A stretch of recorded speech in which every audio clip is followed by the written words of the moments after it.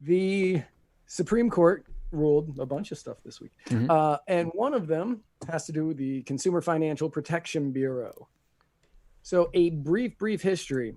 The Consumer Financial Protection Bureau was created in 2010 and was the brainchild of a pre-Senator Elizabeth Warren, and it was included in the Dodd-Frank banking bill.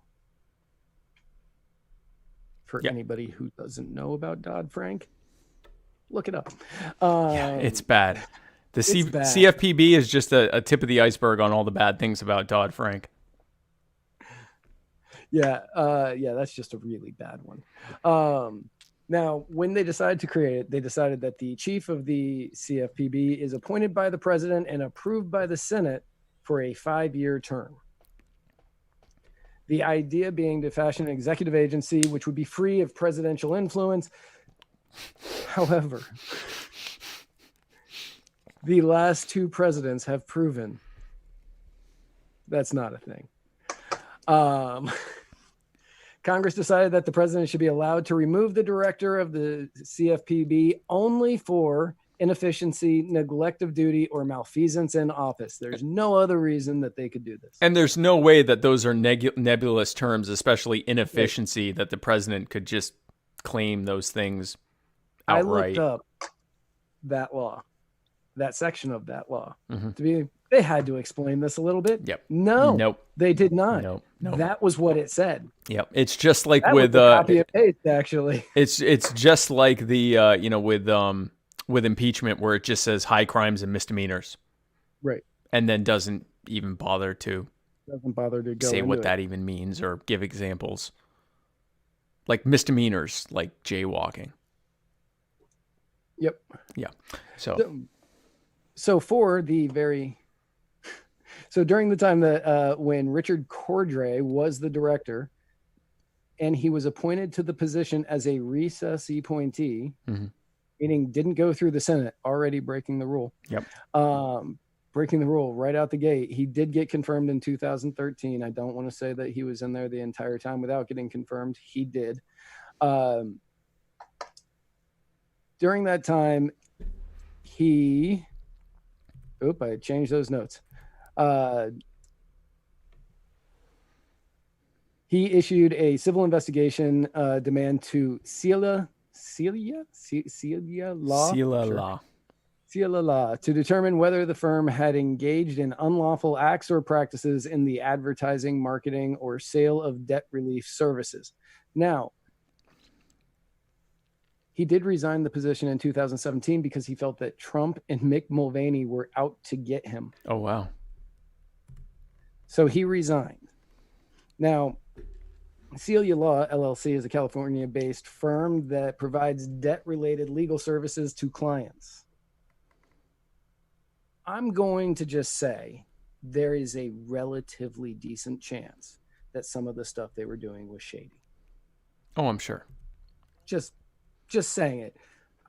I'm not saying they are the good guys in this. Will not say that, because they probably aren't. But they asked the Consumer Financial Protection Bureau to set aside the demand, objecting that the agency's leadership by a single director, removable only for cause, violated the separation of powers. Because they're an executive agency. Yeah. The CFPB declined to respond and pushed forward on the demand, which Celia did not. Celia, which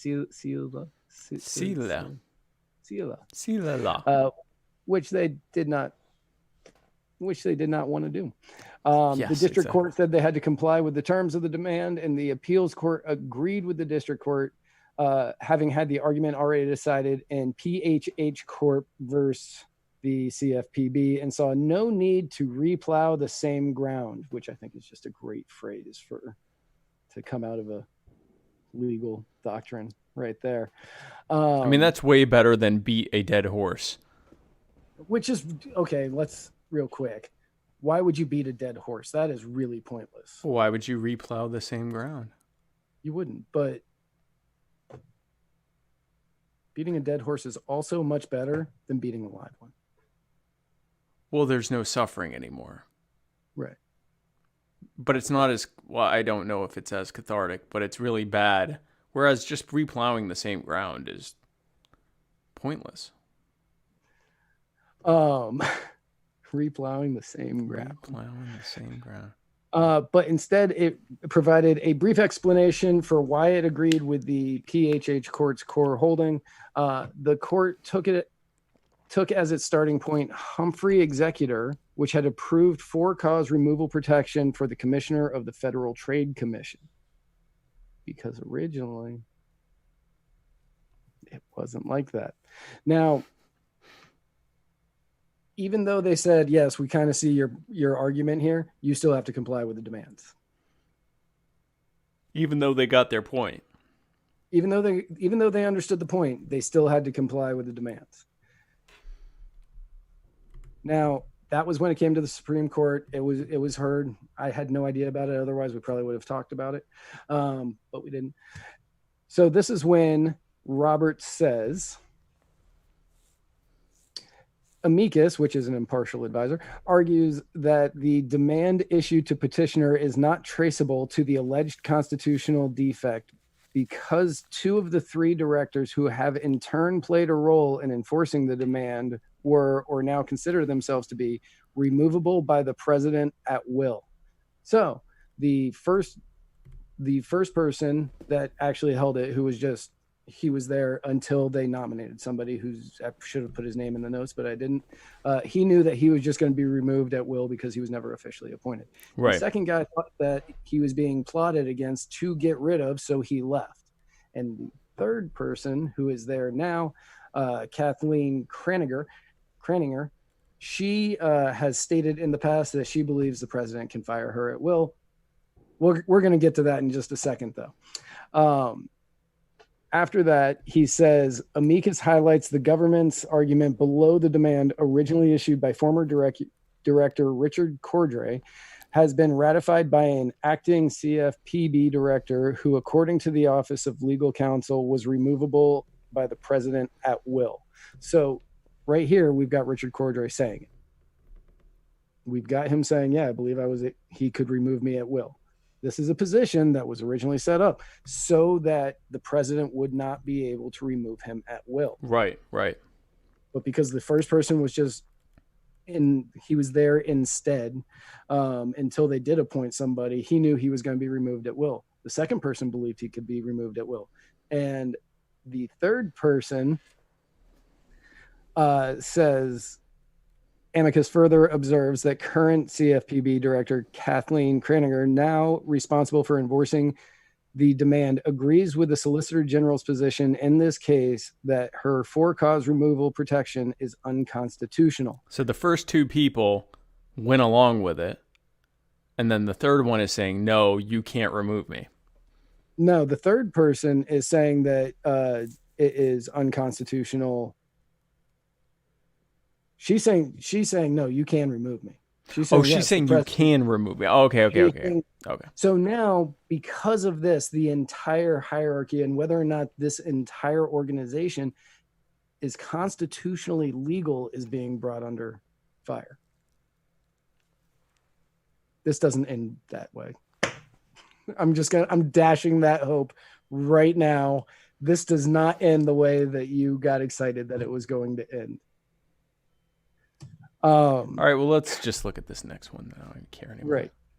So, well, no, not yet. Oh. We have stuff before. Okay. So remember, Kathleen Kraninger was appointed by Trump in 2018. She took the place of Cordray. She has been documented as saying, I cannot be fired except for one of the reasons above, and recently switched it while this case was being heard. What did she know about Jeffrey Epstein, #buddy? And because of all three of these people at some point saying, yeah, I believe that I could be fired by the president, he says in his ruling, we hold that the CFPB's leadership by a single individual removable for inefficiency, neglect, or malfeasance violates the separation of powers. So meaning that it violates it if they can't be removed for any reason, or that it violates it that there's only one director. So if there's going to be one director, the executive needs to be able to remove them at will. Okay. So Just so Congress has no business telling the president how they can or can't staff their agency. Right. Well, here's a good part of that. That means that the president, who will next be Joe Jorgensen, can just fire people. Everybody. And then not rehire them. Yeah, as long as it's an executive agency, she can fire the whole lot of them. She can fire everyone in the ATF and IRS and DEA. And we don't even have to worry about legislation changes because she could just fire them and not replace them.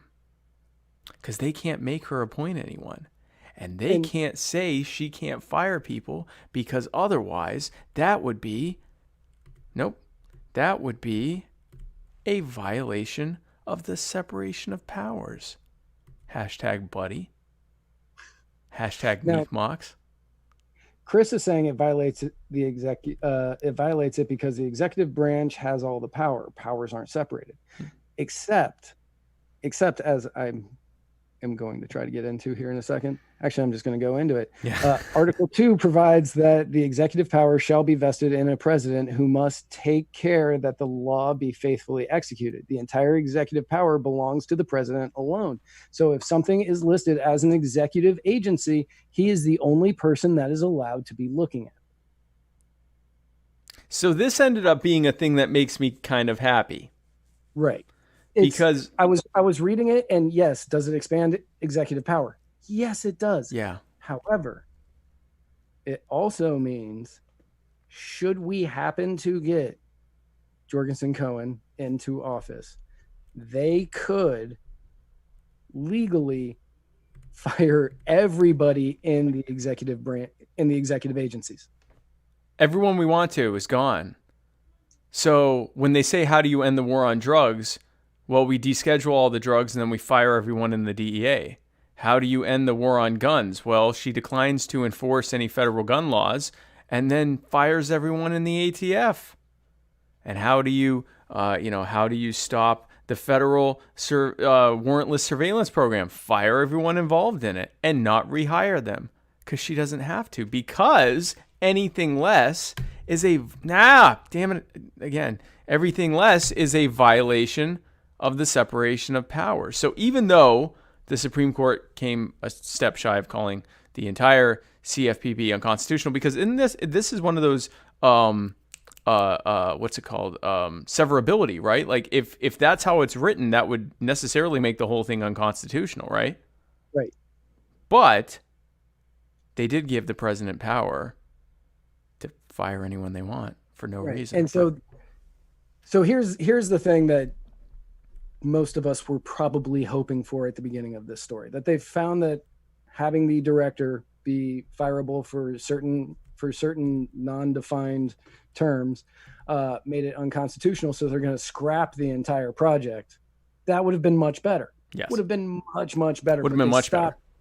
They stopped just a hair shy on that. And instead they said that the president can fire any member of an executive department at will and doesn't need cause. Why did you fire him? Wanted to. Felt like it. Was in a mood.